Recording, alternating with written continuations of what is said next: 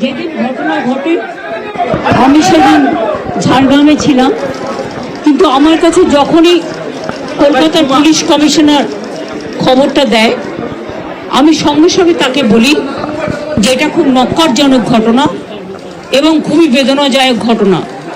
যেই জড়িত থাক তাকে ইমিডিয়েট শাস্তি দিতে হবে এবং আমরা চাই এই কেসটা ফাস্ট ট্র্যাক কোর্টে হোক। ফাস্ট ট্র্যাক কোর্টে হলে জুডিশিয়াল প্রসেসটা তাড়াতাড়ি হবে এবং তাতে আমরা ফাঁসির দাবি জানাবো।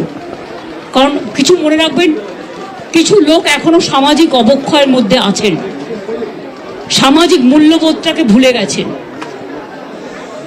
মেয়েদের গায়ে হাত দেওয়া যে কত বড় অপরাধ এবং তার সাথে যে অত্যাচার করেছে বা তাকে যেভাবে খুন করেছে, আমি আশ্চর্য হয়ে যাচ্ছি। ওখানে নার্সরা ছিলেন, ওখানে ওদের সিকিউরিটি ছিলেন,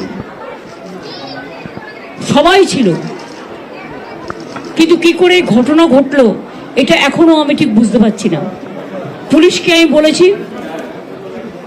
বাবা মাও যেটা আমাকে বলেছেন যে ওদের ভেতরেই কেউ আছে, যদি ভেতরে কেউ থাকে কারো প্রতি সন্দেহ হয়, যারা ছিল, যারা ওর বন্ধু বান্ধব, তাদেরকে সবাইকে ডেকে কথা বলবে এবং যিনি ফোন করেছিলেন প্রথম বাড়িতে তাকেও ডেকে কথা বলবে। আজকে প্রিন্সিপাল নিজে রেজিগনেশন করে দিয়েছিলেন, বলছিলেন যে আমার বাড়িতেও তো বাচ্চারা আছে, যেভাবে আমাকে গালিগালাজ করা হচ্ছে, তা আমরা তাকে বুঝিয়ে বলেছি ঠিক আছে আপনাকে ওখানে কাজ করতে হবে না, আমরা ওনাকে সরিয়েছি অন্য জায়গায়। আমরা ওখানে এমএসভিপিকেও সরিয়ে দিয়েছি ডিউ টু নেগলিজেন্স। আমরা হাসপাতাল থেকে হেড অফ দ্য ডিপার্টমেন্ট, যে চেস ডিপার্টমেন্ট, তাকেও সরিয়ে দিয়েছি এবং পুলিশ পোস্টে যে এসিপি ছিলেন তাকেও সরিয়ে দিয়েছি।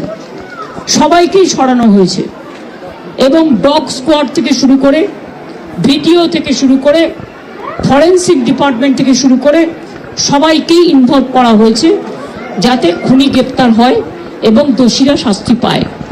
এবং আমি চাই পুলিশ যত তাড়াতাড়ি সম্ভব দোষীদের গ্রেপ্তার করবে। আর রবিবার পর্যন্ত যদি তারা কুল কিনারা করতে না পারেন, কারণ ভেতরেও তো অনেকে আছে, তাহলে এই কেসটা আমরা আমাদের হাতে রাখবো না, আমরা সিবিআইকে দিয়ে দেবো।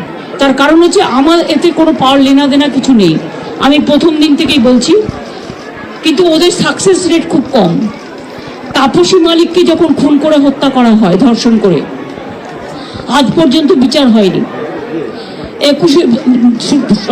সিঙ্গুরে এটা হয়েছিল, নন্দীগ্রামে যখন 14 জন গুলিতে মারা যায় বা 10 জন হারিয়ে যায়, আজও তারা ফিরে আসেনি।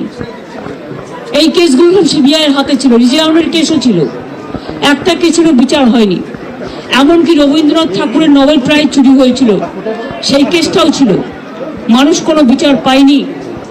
কিন্তু তবু মানুষের স্যাটিসফ্যাকশনের জন্য যদি কেউ ভাবতে পারে যে পুলিশ ঠিক মতো করতে পারছে না, যদিও Calcutta police is the best police in the world, তাদের তদন্তের যে সিস্টেমটা এবং সবচেয়ে ভালো অফিসারকে লাগানো হয়েছে সমস্ত কিছু দিয়ে। আমরা রোববার পর্যন্ত সবাইকে ডাকবো, আমাদের পুলিশ ডাকবে, এটা বিনীত বলবে, আমি বিনীতকে বলতে আহ্বান জানাচ্ছি। আমরা অলরেডি যে ইনভেস্টিগেশন প্রসেসের মধ্যে যারা যারা ওই পিওর কাছাকাছি ছিলেন, কোনো ধরনের কোনো কানেকশন আছে, ইনভলভমেন্ট আছে, প্রত্যেকটা লোককেই ডাকা হচ্ছে এবং ডাকা হবে যদি কারো না ডাকা হয়ে থাকে। এবং আমরা অলরেডি একটা হেল্পলাইন নাম্বার শুরু করেছি, ওর মধ্যে ডাক্তাররাও আমাদেরকে বলতে পারেন, অ্যানোনিমাসলি বলতে পারেন, ফিজিক্যালি এসে বলতে পারেন কি যদি কারো উপরে সন্দেহ থাকে, কি কারণে সন্দেহ আছে। ফ্যামিলি মেম্বার সঙ্গেও আমরা টাচে আছি। কালকে এডিশনাল CP1 পার্সোনালি এখানে এসেছিলেন, উনি ওনার ভিউটা জেনে গেছেন। আমিও আজকে এসেছি, ম্যাডাম এখানে এসেছেন, আমরা ওনার ভিউটা জেনে গেছি এবং ওদের সঙ্গে আমরা কন্টিনিউয়াসলি যোগাযোগে থাকবো এবং প্রোগ্রেস অফ ইনভেস্টিগেশন নিশ্চয়ই ওদের সঙ্গে শেয়ার করব। এবং আমরা নিশ্চিত কি আগামী 4-5 দিনের মধ্যে যদি আরো কেউ থাকে, আমরা নিশ্চয়ই ওদের সবাইকে আমরা নিশ্চয়ই অ্যারেস্ট করতে পারবো।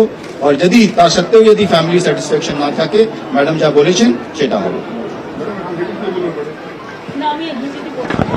ধরে থাকুন, কেউ নড়বেন না এখান থেকে, কেউ নড়বেন না।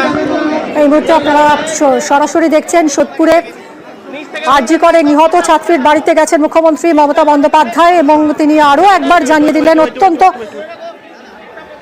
নক্কারজনক বেদনাদায়ক ঘটনা এবং তিনি বললেন যে যদি রবিবার পর্যন্ত পুলিশ কিনারা করতে না পারে তাহলে সিবিআইকে হস্তান্তর করে দেওয়া হবে এই কেস।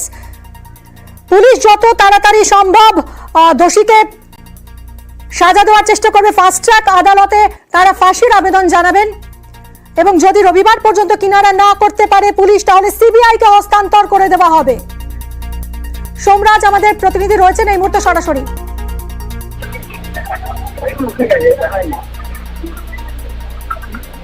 কি বলেছিলেন মুখ্যমন্ত্রী কিছুক্ষণ আগেই শুনুন। আমার কাছে যখনই কলকাতার পুলিশ কমিশনার খবরটা দেয় আমি সঙ্গে সঙ্গে তাকে বলি যে এটা খুব নক্কারজনক ঘটনা এবং খুবই বেদনাদায়ক ঘটনা, যেই জড়িত থাক তাকে ইমিডিয়েট শাস্তি দিতে হবে এবং আমরা চাই এই কেসটা ফাস্ট ট্র্যাক কোর্টে হোক। ফাস্ট ট্র্যাক কোর্টে হলে জুডিশিয়াল প্রসেসটা তাড়াতাড়ি হবে এবং তাতে আমরা ফাঁসির দাবি জানাবো। জুডিশিয়াল প্রসেস যাতে তাড়াতাড়ি হয়, ফাস্ট ট্র্যাক কোর্টে যাতে বিচার হয় এবং তখন ফাঁসির আবেদন জানানো হবে জানালেন, স্পষ্ট করলেন মুখ্যমন্ত্রী মমতা বন্দ্যোপাধ্যায় এবং সেই সঙ্গে আরো জানালেন রবিবারের মধ্যে পুলিশ যদি কিনারা করতে না পারে ঘটনার তাহলে সিবিআইকে হস্তান্তর করে দেওয়া হবে।